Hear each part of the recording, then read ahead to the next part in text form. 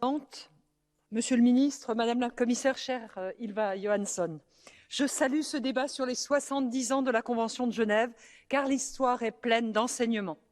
À un moment où nous travaillons sur la difficile réforme de la politique européenne d'asile et de migration, nous nous rappelons que ce traité international sur le statut des réfugiés est né en Europe et pour les Européens.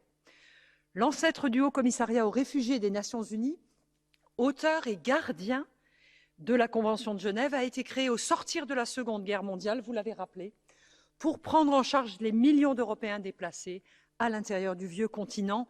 Aucune coïncidence donc, si ce texte a été signé dès 1951, principalement par des pays européens, la même année que le traité de Paris instituant la Communauté européenne du charbon et de l'acier. Des horreurs de la guerre ont ressurgi deux aspirations fortes, celle de la paix et celle du refuge pour toute personne persécutée.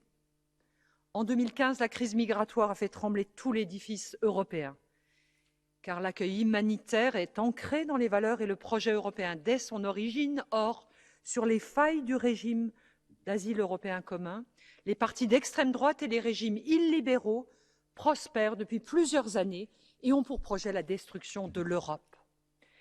Je m'associe donc pleinement à mes collègues de notre groupe Renew Europe, pleinement engagés en faveur d'une réforme ambitieuse de la politique européenne d'asile et de migration, l'action que vous appelez, Madame la Commissaire, de vos vœux.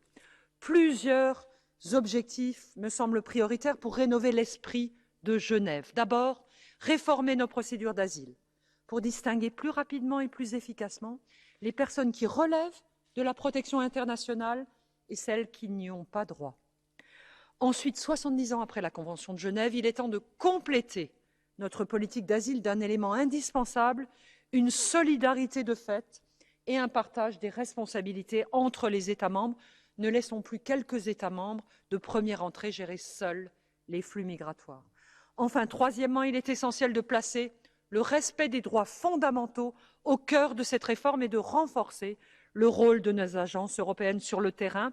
Depuis plus d'un an, l'Europe a montré une capacité formidable à faire des pas de géant pour surmonter la crise sanitaire avec l'Europe de la santé, le plan de relance ou les ressources propres. La réforme du pacte asile-migration est notre nouvelle mission impossible. En reprenant les mots du président Renew Europe, Dacian Cioloș, je suis sûre que nous pouvons la relever, mes chers collègues, du Parlement, du Conseil, de la Commission. N'attendons pas une autre crise migratoire pour agir avec courage et humanité. Je vous remercie.